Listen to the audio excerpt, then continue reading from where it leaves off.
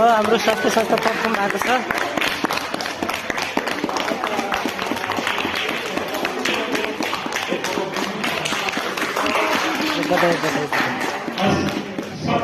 हामीले क्याट 2 मा पढेको छौँ भने चाहिँ अहिले चाहिँ हामी अहिलेको सिनारीमा हेर्दाखेरि चाहिँ क्याट 2 मा पढेको छ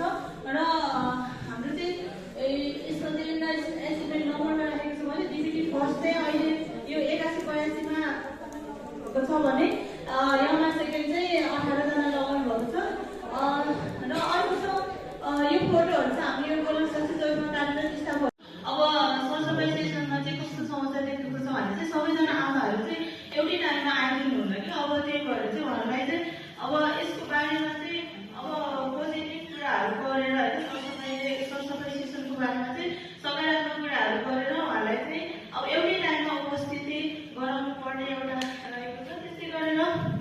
पानीको उपलब्धता व्यवस्थित गरिनु पर्ने